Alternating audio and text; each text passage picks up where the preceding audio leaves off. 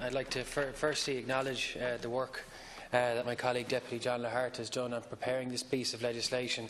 And like Deputy Ryan and Deputy Kern said, I think we can all work on this together as a collective.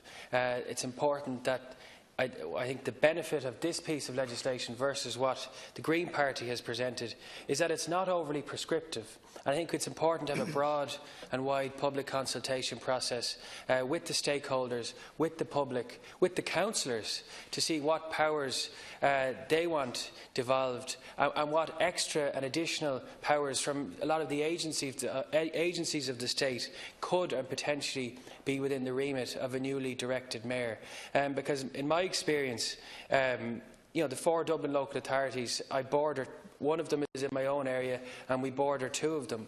And it can be the chief executives work extremely well together. I know on housing, for example, Paul Reid, the CEO of Fianna, has done phenomenal work and is an excellent chief executive. And it's not robbing the powers of councillors or of the executive branch of local authorities, but it's trying to give an impetus to proper policy making and providing an overarching and coordinated approach to selling Dublin at home and abroad, and I think we lack that. Whilst the current Lord Mayor does excellent work, and we've mayors across the 4 different local authorities, there's no proper coordination around policy and around attracting Dublin as an international city vis-à-vis all the other competitor cities. And I think it's important we don't pitch this proposal, as was mentioned before, against the other areas and regions of the country that require attention and investment. And in my own experience, for example, I know on a basic point, in Dublin 15, I have Dublin City Council in my area, Dublin Fingal and South Dublin County Council borders at the Liffey side.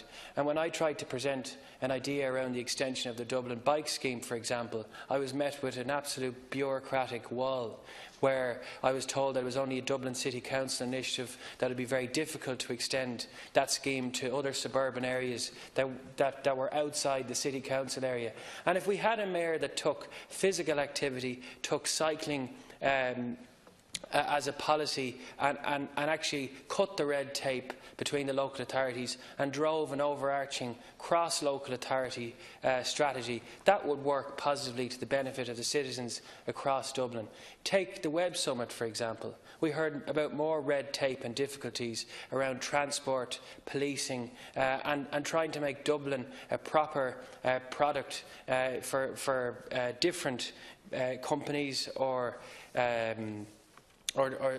different investors that want to come here and set up something like it was. And we saw how Lisbon was a much easier place to establish such a large summit. So I think, again, on policing, and when you look at some of the international examples, what Giuliani did in New York around taking a zero-tolerance approach to policing, there's lots of areas and potential possibilities around the devolution of powers, so that a directly elected mayor can show leadership, can show a process of accountability to the people. And lots of people complain to us. I had actually someone at the weekend who complained they have a shop in the north inner city and it's been burgled, robbed and smashed a number of times, and despite their interactions with the Gardaí, they feel that there isn't a proper policing presence. There's no coordinator within our city to look at policing and to look at other areas of responsibility. And I think this piece of legislation provides that open process of public consultation that will incorporate some of the ideas that the Green Party and others have, but will then put forward a model that's accountable to this House and will be agreed by the Oireachtas. I think that's an important democratic threshold that's within the piece of legislation, that the Minister can't grant whatever executive powers they see fit. It's up to the Oireachtas to decide, and then subsequently there will be a directly elected mayor, hopefully in 2019. I think it would provide great impetus for Dublin as a city going forward, and I hope it can be progressed positively through the stages in this House. And I'd like to thank my colleague Deputy Lahart again for the work he's done. Thank you. Thank you very much, Deputy Chambers.